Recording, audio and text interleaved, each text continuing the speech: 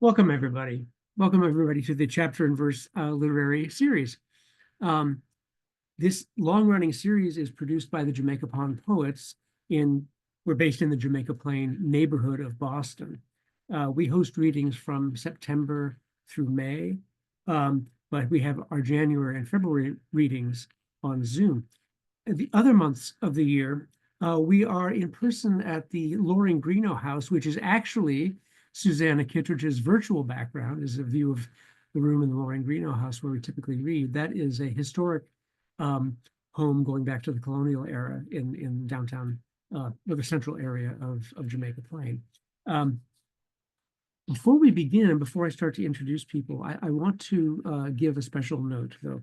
I want to note that tonight we are remembering the late Danielle LeGros George, who passed away at her home in Boston this past Tuesday morning at the age of 60. I know many of you will not have known her, but I wanted to speak to that. Danielle was Boston's second poet laureate, city poet laureate, and a professor emerita from the Lesley University MFA program in creative writing. Her poetry often focused on the Haitian diaspora, and her translations highlighted many Haitian poets. Her most recent book is titled Three Roots, Three Leaves. It was only published last month, and there'll be another book of hers, I think maybe a chapbook, coming out from a local press, Staircase Press, later this spring. So that was in the works as well. Danielle was widely loved and admired as a poet, teacher, mentor, and friend. So I just thought we should mention that first. Yeah. So thank you. Tonight we're excited to host Jessica Purdy, Matthew J.C. Clark, and Adam Scheffler, who read in that order. Each person will read for about 20 minutes. I'll introduce them one at a time. I'll also post URLs for their websites or places where you can get their books as we go. So we'll begin with Jessica. Jessica Purdy holds an MFA from Emerson College. She is the author of Starland and Sleep in a Strange House, both published by Nix's Mate Books in 2017 and 18. The Adorable Knife, poems based on the Nutshell Studies of Unexplained Death, Gray Book Press 2023. And You're Never the Same, ekphrastic poems published by Seven Kitchens Press. Sleep in a Strange House was a finalist for the New Hampshire Literary Award for Poetry. Her poetry manuscript, Lung Hours, was a finalist in Codhill Press's Guest Editor Poetry Series 2023, the Granite State Poetry Prize, and the Dryden Vreeland Book Prize. Her poems and microfiction have been nominated for the Pushcart Prize, Best Spiritual Literature, Best New Poets, Best of the Net, and Best Microfiction. Her poetry, flash fiction, and reviews appear in About Place, On the Seawall, Radar, The Night Heron Barks, South Florida Poetry Journal, otherwise known as Slow Flow Po Joe, Litro, and elsewhere. She lives in Exeter, New Hampshire. So, Jessica, please. Thank you so much.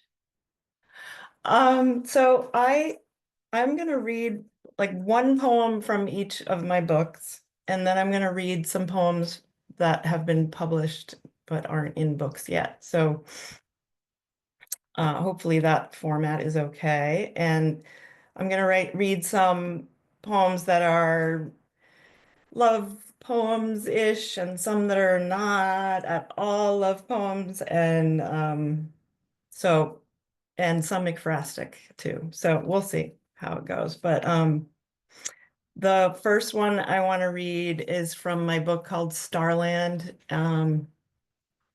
It's called Amazing Story. A piano technician survived the New York gas explosion. The massive wood and steel instruments fell benignly, shielded his body from the weight of 5 stories worth of debris. Quote, the pianos flew in the air. Pianos were all around me. They were literally on their side. I was stuck in some miraculous cocoon of pianos, unquote. In my dream, a blown off, burned, and broken door falls sideways in front of me, leans against a tree. I think of you, beloved, and how all of us are thrown to chance, gifts that can save us if only we open them.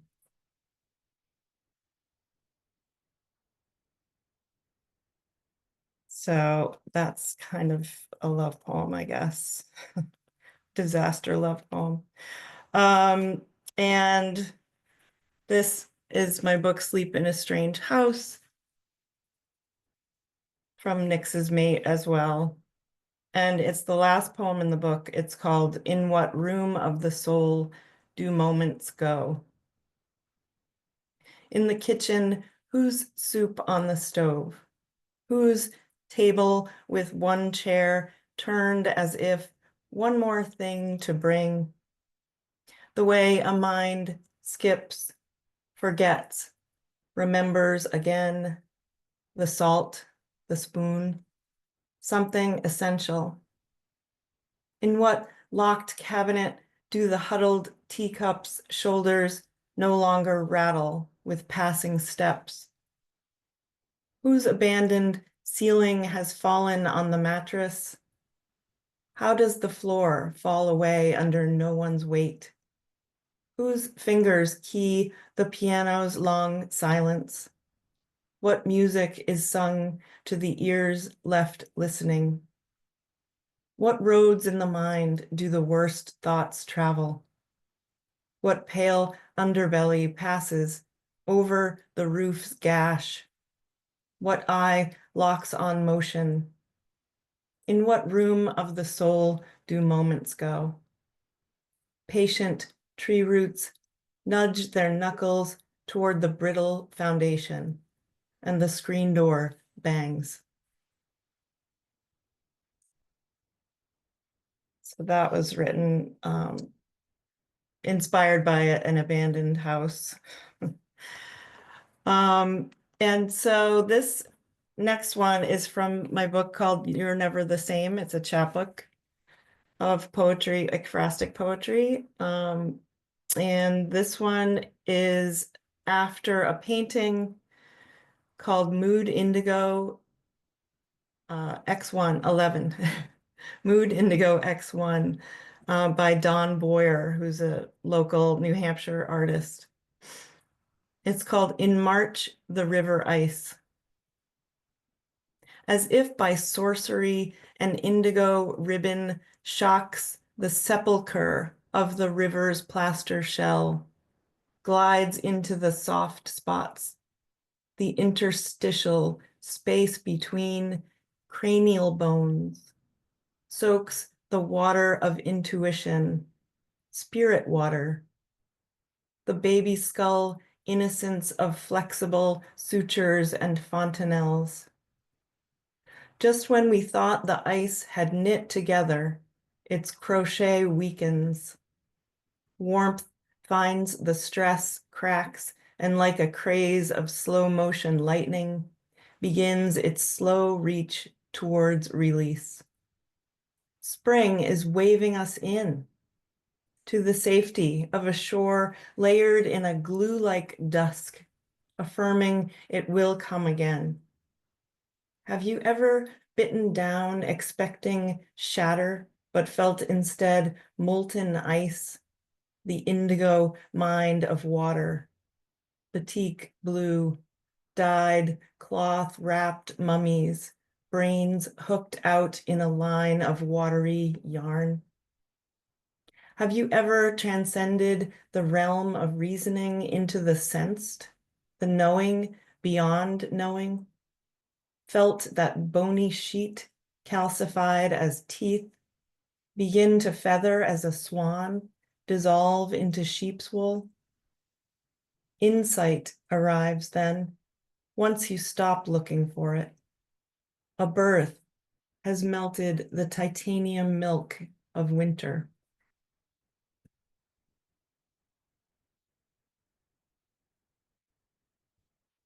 Okay. It's weird hearing nothing after the but I can see people doing things, so that's good. Yay. All right, so this is where things get a little darker. This book called The Adorable Knife is based on the nutshell studies of unexplained death. And if you can see the character of the woman who is deceased in a bathtub, that's one of the nutshell studies. The one on the back cover is a woman, a doll woman who's deceased in a closet.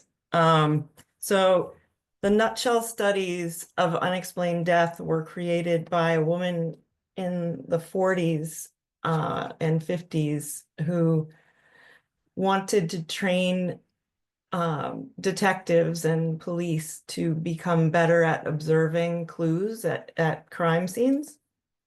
So she created these little dollhouse dioramas of crime scenes. So I wrote a whole book about each and every single one of them.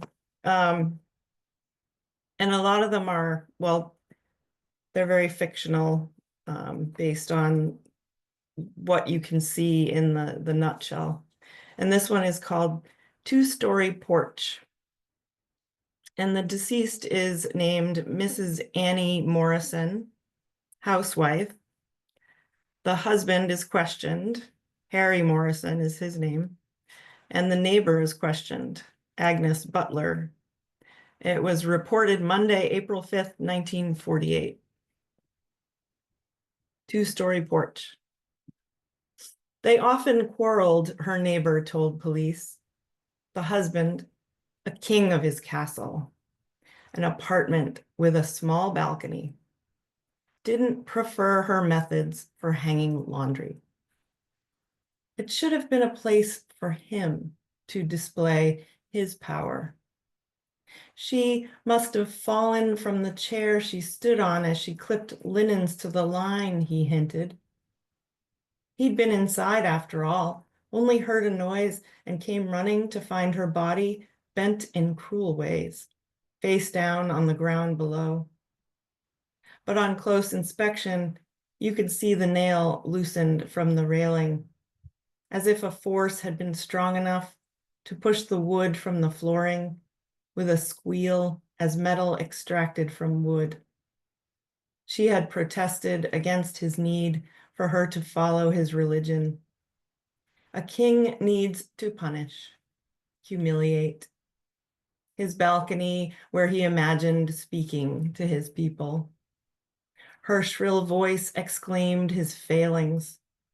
Whatever her crime, it deserved his rage. A plummet, a purge, a precipice, a plunge. She, a Jezebel, woman of dung, violently expelled from her habitation. No divine intervention. She fell from grace like a demon, like an angel expunged. All right, so I'm gonna move on to my, I'm gonna read from my computer screen, so hopefully that's okay. All right, so this one's called, headline, Female Octopuses Throw Things at Irritating Males, and That's So Relatable. The article, though, says they throw things at other females too. So it's hard to say if the female is being relatable or just plain defensive. Cephalopods can squeeze through small openings, escape from a boat squished through a tiny crack. Oh, to have these skills. 3 hearts plus gills, blue blood. They smell and taste with their suckers, shoot ink that can kill when inhaled, can change the color of their skin at will. They have 9 brains, 1 for each of their 8 arms. They can dream for brief spurts. When they dream, they change color. They waste away, and die after laying a single clutch of eggs. Mothers once. They eat their mates. If they don't eat their mates die eventually. So maybe they're not evil at all, not anything like a human, just merciful.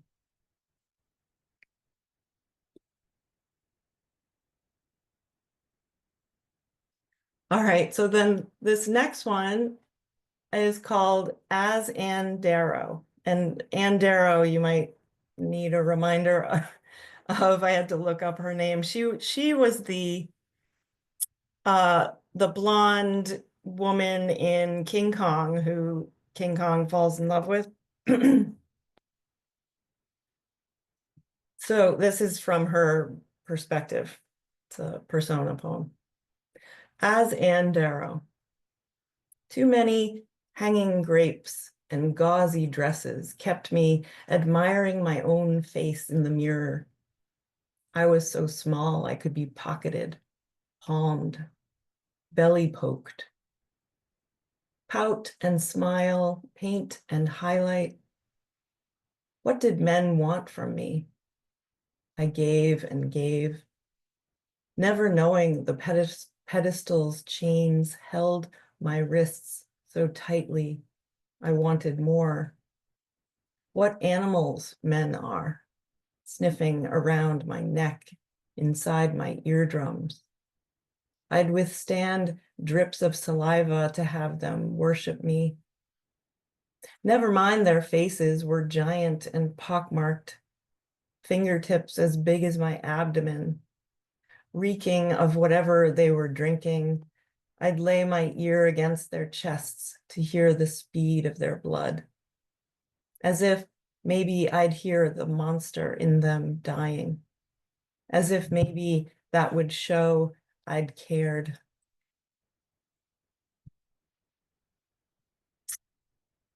Okay, so how am I doing? This one, am I doing okay for time? I don't know if I started on time. Well, I think so. I Right. think. I can read I'll read like 3 more if that's okay. Okay. This one is called Mother Me, and it's after a poem by Camille Dungy called Still in a State of Uncreation. Mother Me, only visitor, only victim, vicious stone, only vibration, tuning fork, only breastbone, hip bone, only character, only divide, conquer, only conqueror, conjurer, only crone, only mentor, post menses hormone, only meandering, maroon, mauve, only money, only whore, only moan, only mother, only other, only offering, awful only, full of awe, some part of only, lonely, some spark, saved light, only you, own it, only words, other worlds, wound up, wind down, only everything, only displaced vase water.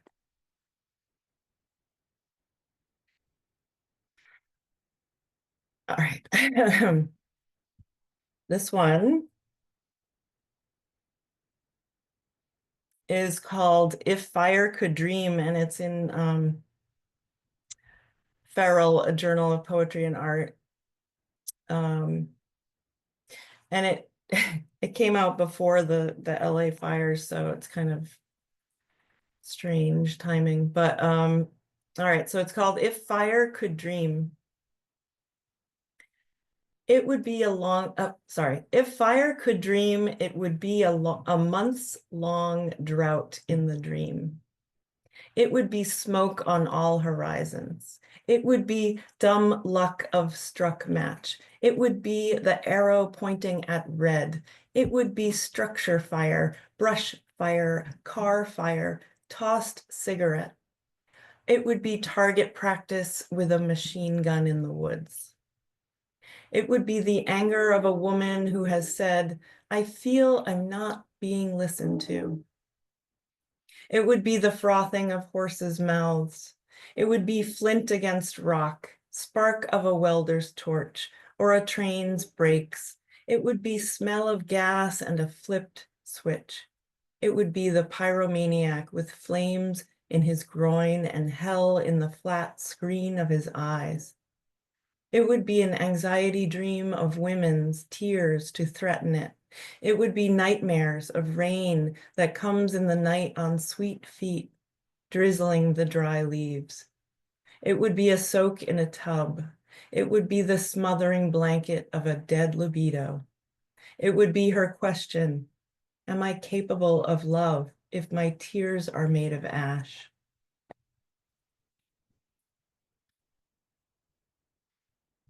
All right, so this one is called Intentions, and it was in Eunoia Review.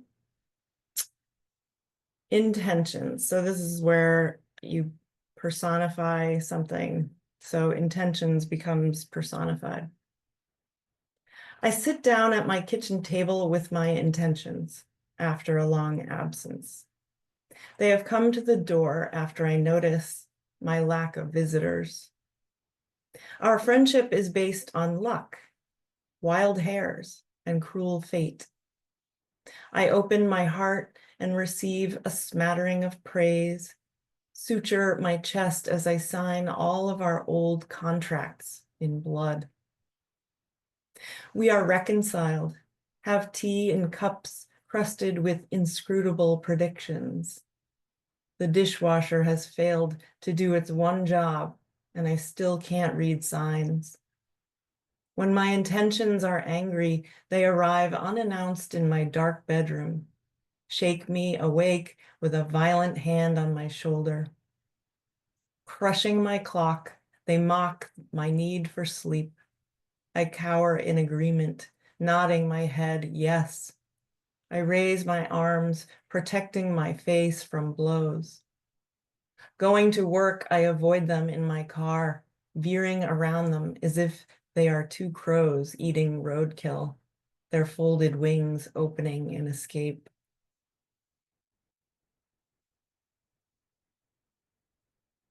All right, so I have two more that I was going to read, but I guess I'll just read one more.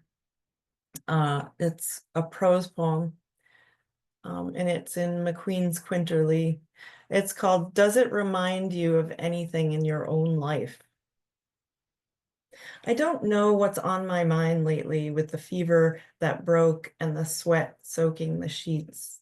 The mind goes to the heart and how it pounds the head and how hot it makes the brain, the hips and knees and their aches, and how this flu is taking longer to get over. Now I am older, and I think of how I overheard a conversation between a child and her dad at a restaurant.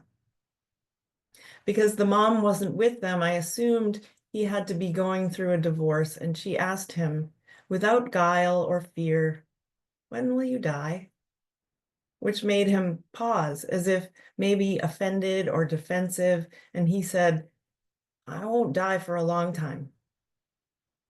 And the daughter smiled and put her feet up under her on the seat, kept coloring and changed the subject to whales, while I looked at my husband across the table and remembered our own kids' questions I couldn't answer and how they only made me love them more. Their growing up is not divorce. They've always been in my custody. My son texts me, I need to get a boyfriend now. And my daughter, please send pics of the cats. And I'm holding their messages in my hands, sending heart emojis, Love you so muches, and photos of sleeping cats on their empty childhood beds. Thank you. Thank you, Jessica. Yeah. Thanks for presenting such a range of work too. I really appreciated that. Yeah, seriously. No, thank you. Thanks for having me. I appreciate it. Yeah. We'll go on to Matthew J.C. Clark. Matthew is a writer and carpenter living in Bath, Maine, although at this very moment he's in California. His debut book, Biarchy, Not Biarchy, on floorboards, love, and irreconcilable differences, was published in January 2024 by the University of Iowa Press. His most recent work, an essay about the Maine Lobster Festival, David Foster Wallace, and Pain, appeared in Rustica. And I will put his, along with everyone else's, URLs in the chat. So, welcome, Matthew. Hello, everybody. How's the sound? Sounds great. Cool. This is my first Zoom reading, so let's see how I settle into it. First of all, thanks for being here, and thanks especially to Jamaica Pond Poets for making this happen. I'm going to read from Biarchy, Not Biarchy. I'm going to read from chapter 18, so pretty far into the book. I feel like I should give you a little bit of context about what the book is about, which is like the most difficult question for me to answer. But it is weird to just hear silence. The book sets out as me, I'm trying to write an essay about this man named Biarchy, who makes these very wide pine floorboards.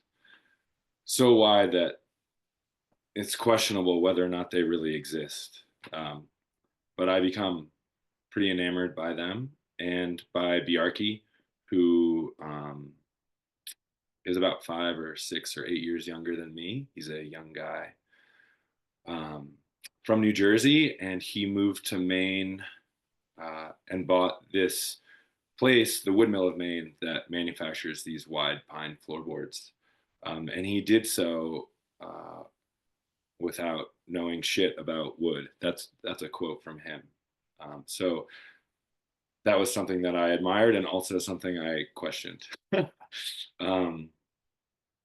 Anyway, as I try to write this magazine style essay about Biarchy and his wide pine floorboards, my marriage is dissolving, and that becomes a big thread in the narrative. And so you'll kind of hear those threads go back and forth or duck and weave or whatever. And a couple things about this chapter that you should know. It takes place, me and Biarchy are just driving to a mechanic's shop to drop something off. And then we drive and get some ice cream. And then we drive back to the Woodmill of Maine office. And we're having a conversation through that time. And I'm thinking about stuff. And in that conversation, or in the narrative, you'll hear me refer to something called the tree. And that's Biarchy's Toyota Sequoia. I've just called it the tree. And there's another character named Nate who is Biarchy's right-hand man at the Woodmill of Maine. So he'll pop up and then disappear. So I'll just read it. It'll be about 15 minutes, I think. This is chapter 18. It's called Shavings, Lacaria. And Lacaria is a kind of mushroom that goes by the common name deceiver. Okay. I finally own up to the big lie I've been telling myself, one of them anyway, in the summer of 2020, about 6 months before the US Capitol is overtaken by a mob. We are in the tree, towing the Woodmills Club Cadet to a mechanic. Actually, Biarchy says, the UTV is a Cub Cadet, not a club. He juts his hand out the window to signal a left turn. The trailer's blinkers and brake lights don't work. These fucking truck drivers, man. They're wildly unprofessional when it comes to not rear-ending people. I hadn't known that about truck drivers. A tractor trailer is behind us. We turn onto a dirt road, a wall of corn on either side. The broad green leaves are covered in dust. Further on, through a stand of trees, we glimpse the skin of people and the sandy river splashing. Some people say that you can't step into the same river twice, but they're just showing off. There is only the one river. You just go ahead and try to step out of it. Bjarki says, "One of my straps didn't hold." The chartreuse strap flaps behind us. These days, Bjarki often seems older than he did back in 2017, which I guess makes sense and also doesn't. The road bends sharply. We are now approximately paralleling the Kennebec River, where, almost 300 years ago in 1724, a party of British colonists ambushed and burned a Norridgewock village. Dozens of villagers were killed. Those attempting to swim to safety were shot. The Brown River turned red. Flames ate the sky. Scalps were carried to Boston. Though it is unclear exactly how much was paid for the scalps of the villagers, it was likely less than the 100 pounds paid for the scalp of a Jesuit priest. The repair shop is a garage beside a modular home. Inside the dark space, a man sits on a bucket addressing a small tire. He is smoking. A radio plays. Bjarki has typed and printed a list of repairs. He says the windshield wiper keeps falling off. He says CV boots and compression rods and radiator fan. He offers a business card. It's a crazy name, so good luck. Say it to me, the mechanic says. Bjarki. Bjarki says, Bjarki. We drive away through a rolling green hayfield, and Bjarki points to a spindly red machine. He says, "That's a hay tedder." Though I have no idea what a hay tedder is, I know there is no such thing as a random hay tedder. I'm thinking about a time when I asked Bjarki about accidents and injuries at the wood mill, and he said, "This didn't happen at my mill, but it was on the exact same kind of planer that we have. A guy got scalped. He had a ponytail and his hair got sucked in, and the planer ripped the hair. The hole just scalped him. He died, he didn't live. At least, I think he died. Nate knows more about it than I do." Nate said, "Something like that could have happened." He said, "Let's see if I can word it correctly.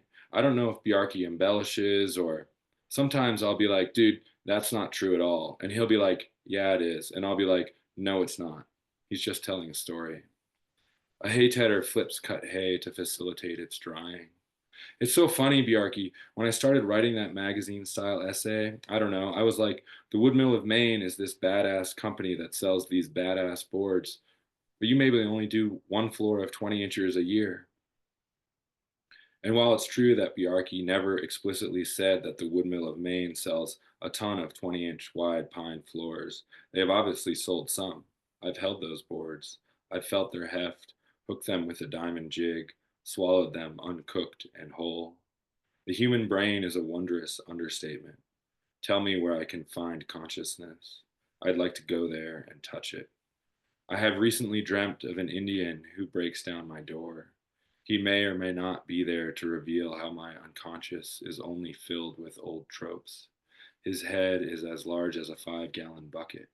The cabin's floor is dirt. The man grabs my belt to throw me somewhere. Of course, everything means something. It means everything. I mean, there's probably some kind of highbrow argument to be made about how, as floors change from dirt to straw to stone to wood to pergo, evolved, some might say, mankind grew to feel superior to and then separate from the earth. But what is not the earth? Of course I am mankind. Of course I understand that getting to know someone is not a joke for a book, not a joke at all, while at the same time I also know that I am the world's biggest joke. All belief is creative in the generative sense. By believing in something, I create that thing. I make it real. I make reality a new reality, that is, one that possesses all the potency of truth. We know this, and yet, believe me, we are all so adept at forgetting. Knock, knock. Would you rather someone pay more or less to possess the hair on your head, to possess you?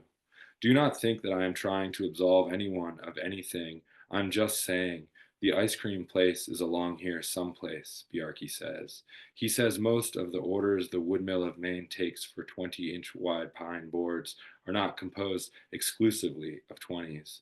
Mostly, those widest boards are mixed in with other widths, and mostly the 20s people order aren't the knotless boards I'm writing about, which means it seems that the only pure floor that the woodmill manufactures is the floor in my mind.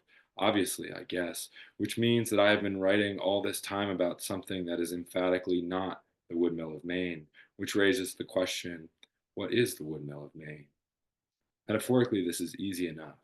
But literally, Bjarki and I are stepping from the tree onto dazzling blacktop. An unmasked man asks if we are looking for a haircut. Imagine looking for a haircut. In the shadow of the gas station, the red, white, and blue of a barber's pole goes up and up and up without going up at all. There is no ice cream here. We climb back into the tree.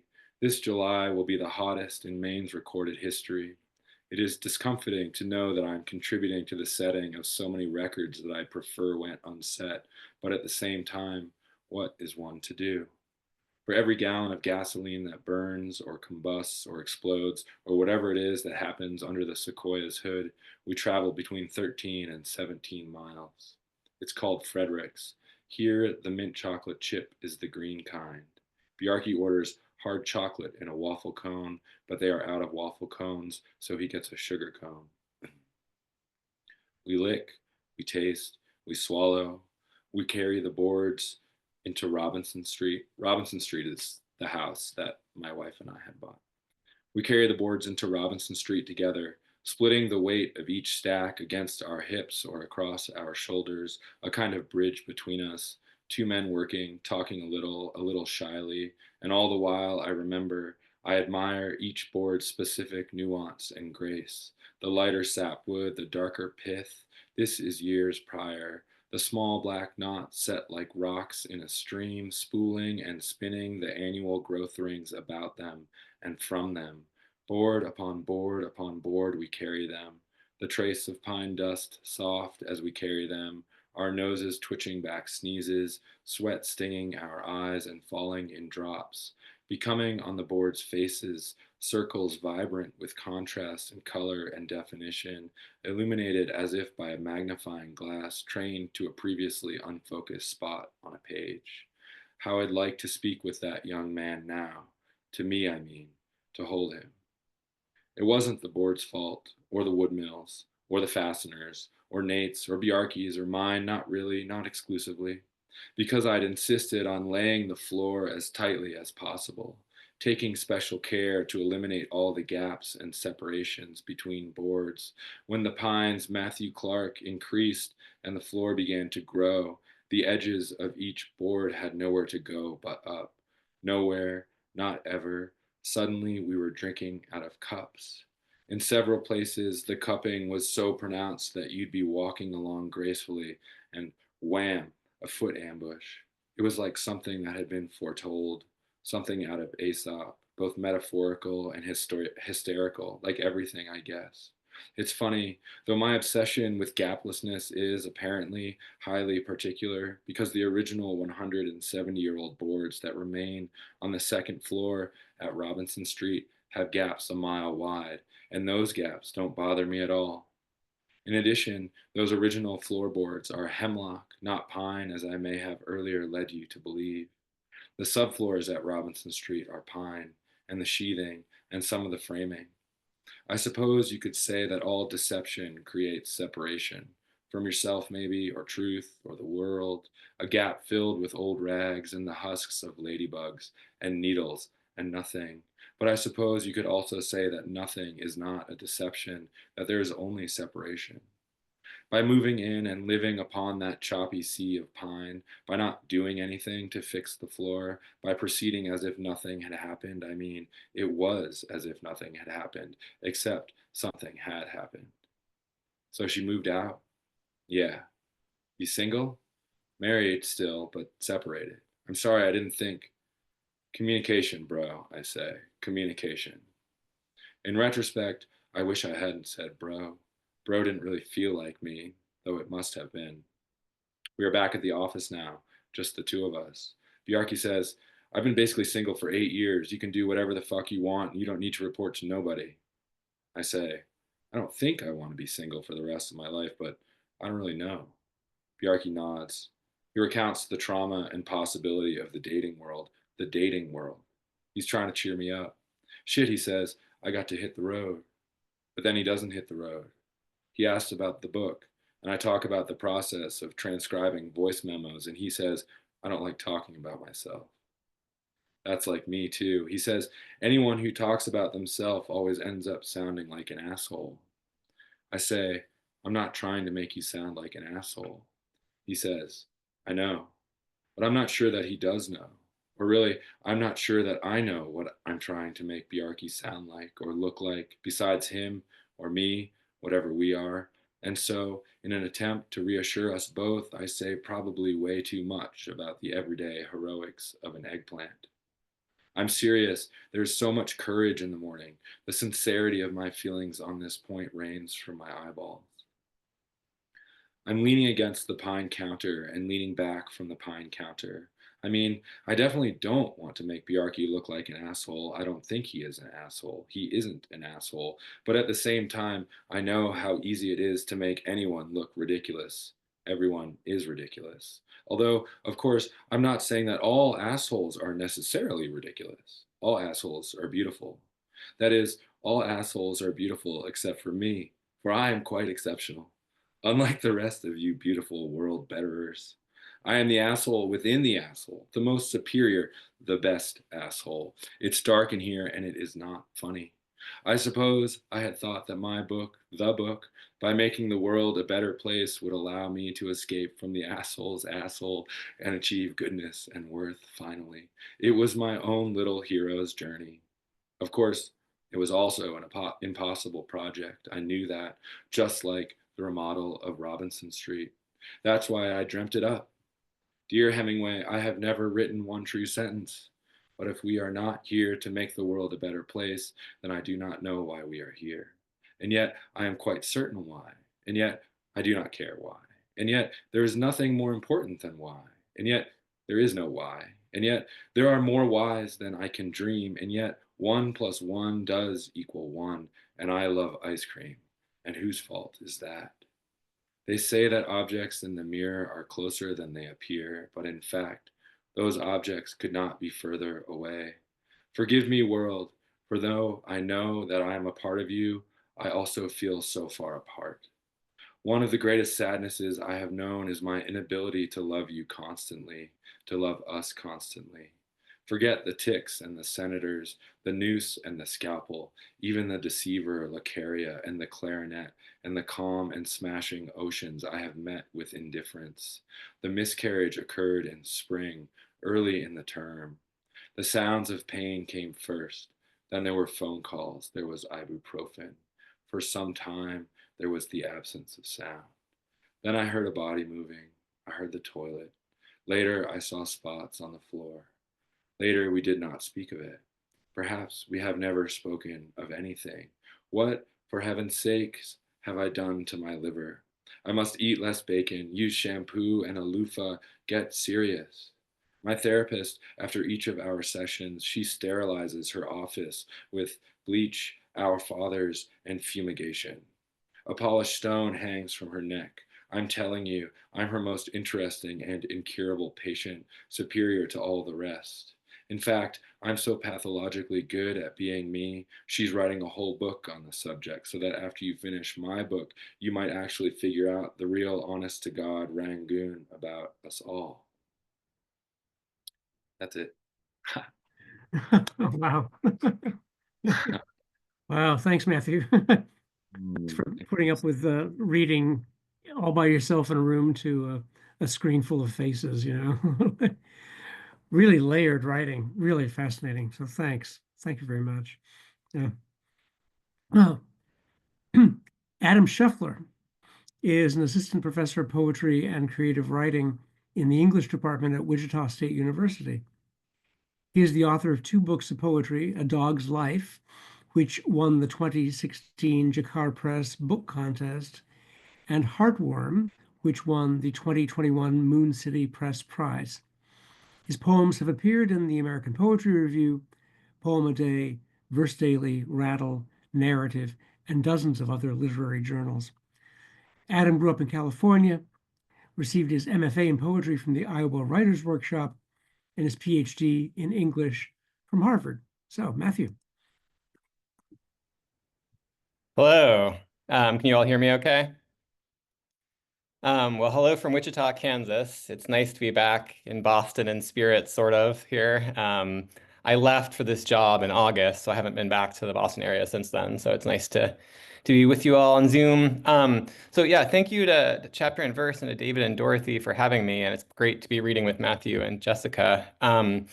I don't know how it's been in Boston. I assume it's been dreary just because based on past experience, but it's pretty dreary here in Kansas. So I thought I'd just read some poems I just had a lot of fun playing around with that helped boost my mood. I'm gonna read you a bunch of new things too, so it's gonna be a little bit rough, but we'll see how it goes. And yeah, also, we still haven't really set up our house fully, so sorry, it looks like I'm in an interrogation chamber here, but we'll do our best with it.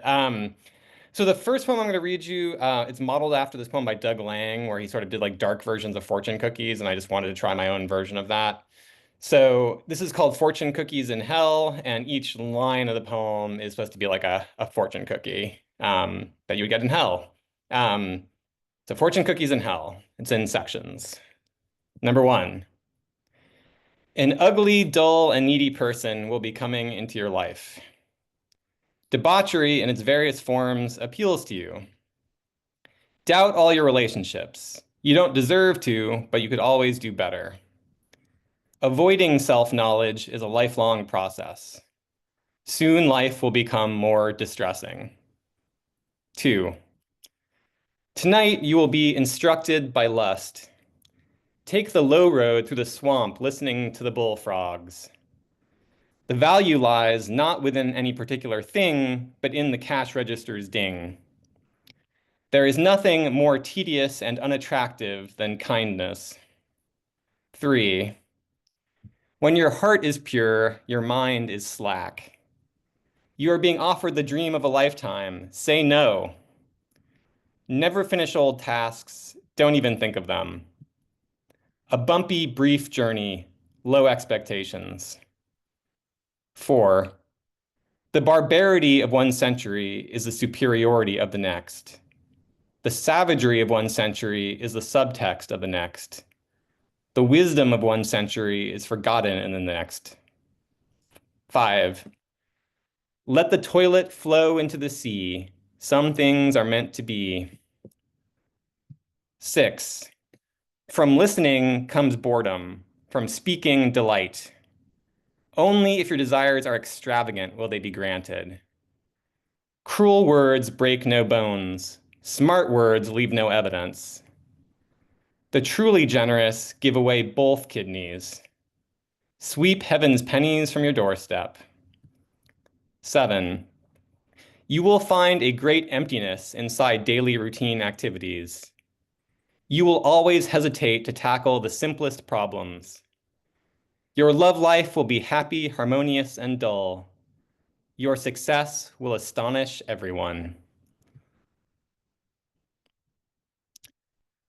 So I was thinking about those as fortunes you might get in hell to torture you, but I was also thinking of like William Blake's Proverbs of Hell. And my understanding of William Blake is that he thought hell was kind of a necessary part of human nature, that it was sort of our unruly desires and so forth.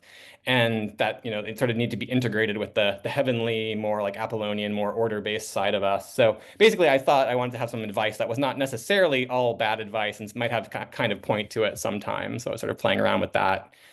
Anyway, the next poem I'm going to read you is sort of is also kind of an aphoristic poem. It's from my first book, A Dog's Life. There are a lot of dog poems in that book.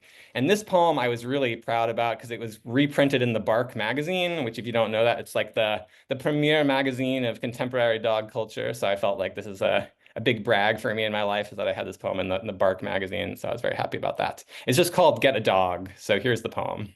Get a Dog.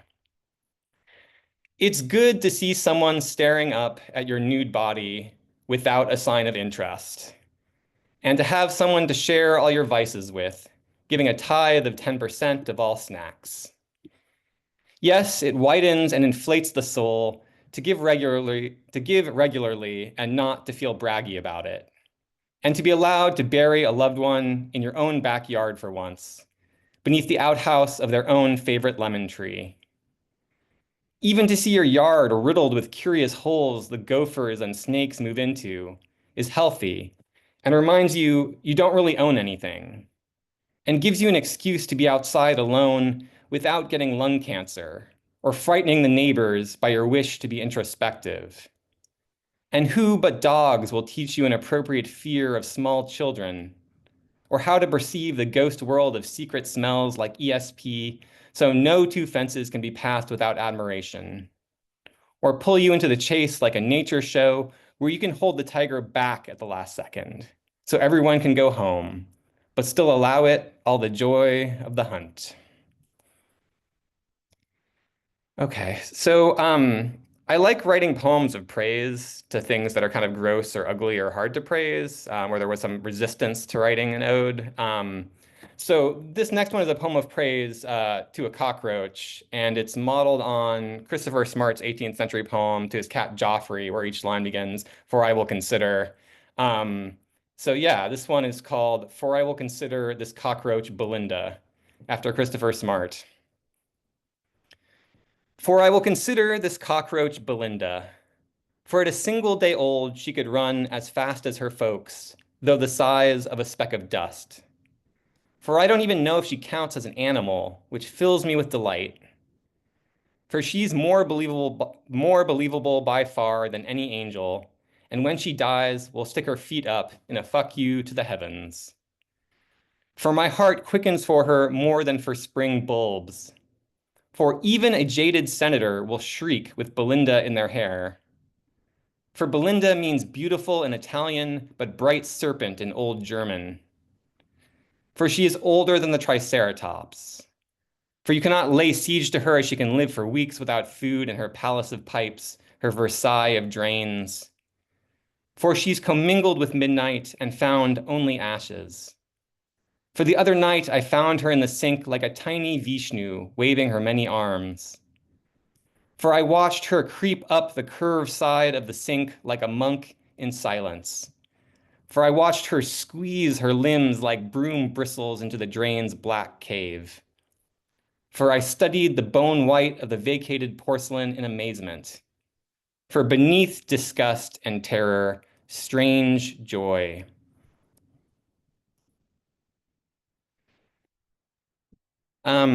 So I started teaching at Wichita State this past August, as I mentioned. So I've been teaching like mainly poetry workshops here. The other poet here is on sabbatical this year, so I've sort of been doing all the poetry workshops. It's been a lot of poetry workshops. And so this poem comes from just the experience of working with so many college students starting out writing poems for the first time. It also has a reference to the horror movie The Wicker Man at the end, which, if you're not familiar, involves like burning in one version a Nicolas Cage alive inside a giant Wicker Man sculpture. So just a heads up about that. This is called Intro to Poetry Writing. Intro to Poetry Writing. Turns out teaching poetry is more absurd than writing it yourself. Like being one of those guys at the airport with the orange glowy sticks, waving the 80-ton plane down. Like being a coach yelling through the bullhorn, cry harder, zipping up and down the line, yelling, stop moving about and put your ass in a chair, and stare at the wall until the motes in your eyes wear the faces of your dead. To the ones just starting out, the ones taking the class for an easy A, wielding their pen's little spade, you yell, build me the pyramids, as they stab you in the leg with the cliche, or turn to you holding fake vomit, asking you to make it beautiful, as we debate for 10 minutes about whether the vomit would be more moving if it were real, and then suddenly it has a blood diamond in it, or a button from a childhood bear's eye, a bear they held when dad was hitting mom again. Suggestions for improvement. Find what's rattling its chains in the third stanza and free it to settle its unfinished business. Feed it the blood offering of several metaphors through the bars of the lines, then twist the draft like a Rubik's Cube until nobody applauds. Maybe we like that it wasn't solved, they'll shout. And what is solved anyway? According to whom? All you can do is hang your head or hold your hands up like two erasers of supplication, offering up helpful exercises to juggle death metaphors or go running around with scissors of the unsayable, then heave over the rock of their hearts to count the insects living underneath. But how excellent it is when a poem takes off, like running alongside a flaming minecart, yelling, "Yes, burn, baby, burn." Like watching your dog scattering up 20 swans at once, or seeing a Christmas tree suddenly get electrocuted. And you want to spike their poems to the ground in triumph. You want to dance around them like a burning wicker man with a tiny Nicolas Cage inside it, in an arcane spring ritual, both beautiful and horrifying. Okay, so this next poem, I was also kind of thinking of and addressing to younger people, sort of starting to write poems. I think also sort of comes out of my teaching, so I thought I sort of wanted to try reading them back to back. This is another new poem, like the previous one. And I think the only other thing to know is that the title here is a riff on the line from Yeats, the "no beautiful thing without much laboring." So this is called "No Beautiful Thing Without Much Labradoodles." No beautiful thing without much labradoodles. In this poem, you'll find hot sex, nip slips, and epic skating fails.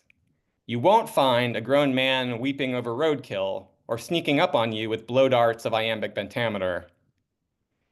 In this poem, positive visualizations are helpful, but no one ever warns you that you can grow up to be Rudy Giuliani or Ruby Ridge, that there are no save points or respawns, though spell check did fix the poem so it read, "No beautiful thing without much labradoodles," which proved its point that hard work is not always the best.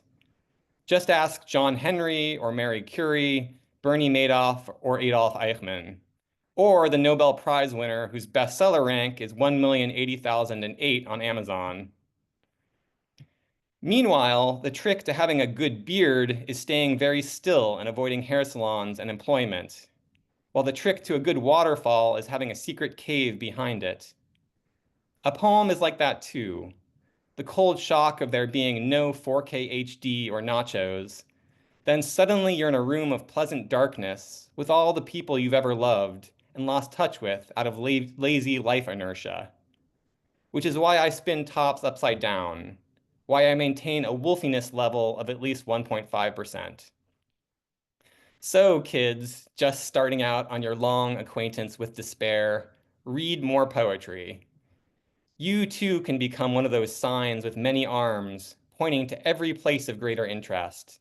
Paris, Sydney, Jupiter, the Titanic's wreck. Like strangely, your despair is both nowhere and a secret center, the way black holes hold the galaxy together.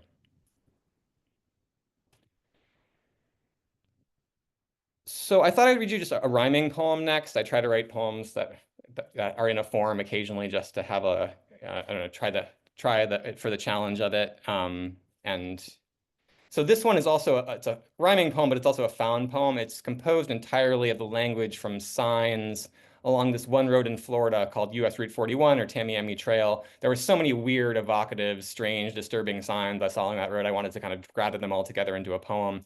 And I put it together in the form of Shakespeare's like Double, Double, Toil and Trouble, because I like the idea of kind of creating a sort of witch's broth out of the language from these signs. So all the language in this poem is from just these roadside signs in Florida. So it's called Tamiami Trail Signs, a collage poem.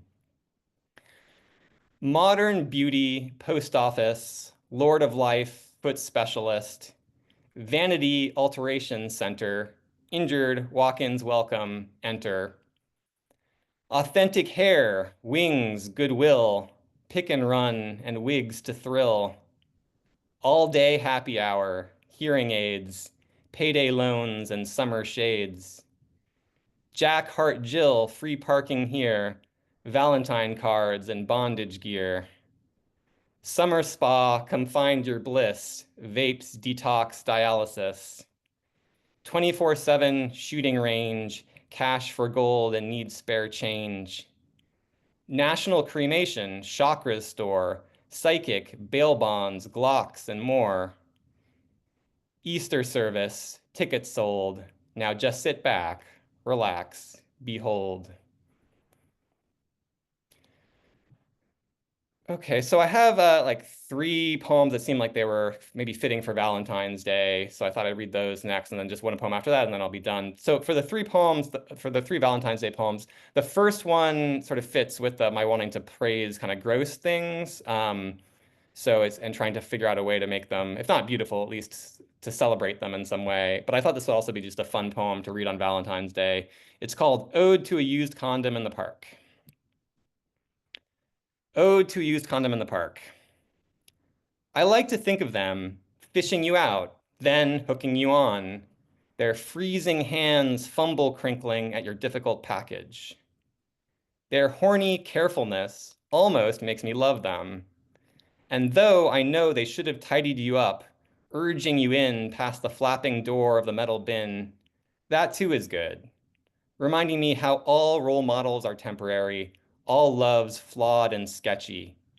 Even my dogs, dropping you now as I bark at her, back to where serenely on your snow pile you lie. Good omen, hex against winter, milky light reaching down to us from a filthy star that, you know what, might not yet be dead. Okay, next one of the poem I had a lot of fun with. I thought it'd also be a fitting Valentine's poem. It's a little silly, so bear with me. I mean, I guess some of these have already been silly, so I appreciate your tolerance. So with this one, though I think this poem ends up being pretty earnest by the end. The only other context that's necessary for this is just I'd been in New York City when I was writing this and been going to lots of art museums, so that's sort of the background for this. And the poem is called Objet d'Art. Let me scroll up a little.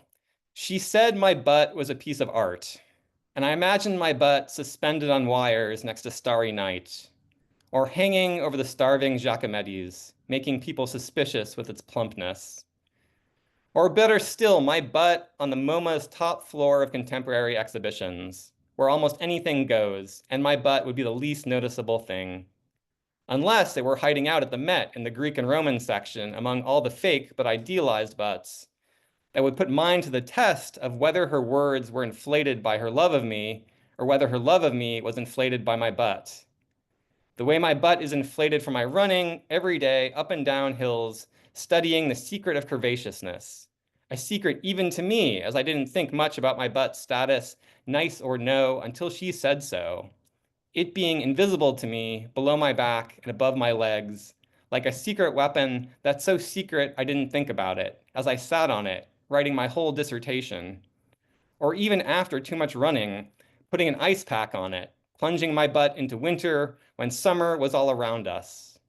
Think of its patience, my butt never neighing or throwing me off, as if the best part of me is the most humble and taken for granted part, my greatest asset, if you will. Although come to think of it, she didn't say it was good art, only a piece of it, as if it's not complete without her hands on it, or without the finishing touch of some well-fitting jeans that she gives me for Christmas, or as if its quality is up for grabs, subject to taste and time, until it sags and droops with age, and with missing the hills which, knees giving out, I can no longer run up and down. And she takes it up and places it gently next to Duchamp's urinal or Rauschenberg's bed. Found art, ready-made art, art because she says so. Okay, this is the last poem that seemed fitting for Valentine's Day. This one sort of started off with me feeling grumpy about like a lot of aspects of contemporary culture, but then sort of shifted more into being a poem, like finding some hope for people in our, in our romantic escapades and capacity for intimacy and so on. So anyway, yeah, this poem is just called Cruel Summer.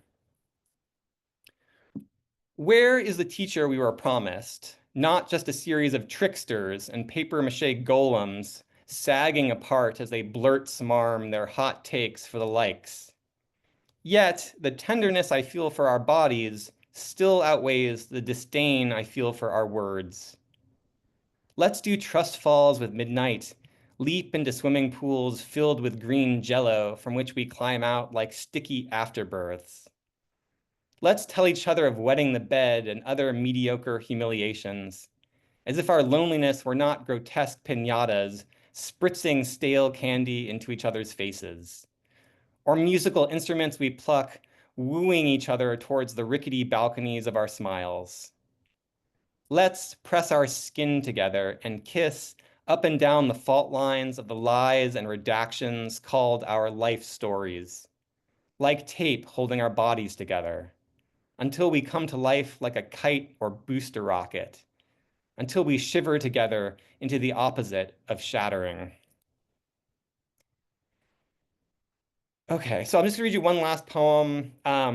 This poem just comes from my watching a bunch of YouTube videos of the actor Jeff Goldblum and feeling really jealous of him and sort of how effortlessly charming he seems to be without trying hard at all. And yeah, it's sort of a poem about feeling jealous about him. And it's also a poem that sort of ends up being about sort of being tired with being the same person every day. It's sort of relentless. You wake up every day and you're yourself, and wishing I could just be somebody else occasionally just for like a little bit of variety. So this is called I Want to Be Jeff Goldblum. So I want to be Jeff Goldblum. I want to sweet talk everyone I meet. I want to have a silver tongue. I want each time I sit down to write a poem to think, this is going to be a Jeff Goldblum poem. I want to murmur and stutter like butter, like velvet. I want to be the nice Jewish boy that I already am, but raised to an art form. I want to wear dark glasses and leopard print suits, be so affected even I can't tell if I'm full of shit as I dodder on, exposing an inner vacuousness that, admit it, we all have, but that I, Jeff Goldblum, in my best moments, rise above. I want you to sneer at me, then laugh and feel good in spite of yourself. I want my former co-star Glenn Close to call me charm personified. Let me wake in the middle of the night feeling a pulsing, throbbing desert of bare worry in my chest and say to myself, it's okay, honey, you're Jeff Goldblum, and be 100% correct. Let me be injured and carried on the back of a pickup truck as it floors it away from a tyrannosaur. I want objects in the mirror to be closer than they appear, and I want to be that mirror. I want to save the world from aliens with Will Smith. I want to be a smarmy sea captain whose white whale is Bill Murray. I want to slowly morph into a fly, growing hundreds of compound eyes and becoming more and more grotesque, less and less lovable, until my lover puts me out of my misery, but then wake up from it all like a bad dream, and then win Best Actor at the 1986 Saturn Awards. But I fear I will never be Jeff Goldblum. I fear I am no more Jeff Goldblum than I was 10 years ago, that I have made zero progress Goldblum-wise. Though I have watched all 70 Jeff Goldblum films, I have not grown an inch taller or more charming. That is the tyranny of fandom, of being a fan, which is to wave cool air over a being who disregards you, who lolls about eating grapes in Egypt and can't really help you except to enjoy them better. And I know if I live a million years, I will never ever be Jeff Goldblum, that there is only a terrifying stretch of me-ness waiting for me, day upon day, until I wear out. All right, thank you all very much. Thank you. Okay, everybody, we can unmute and let's applaud and make it audible.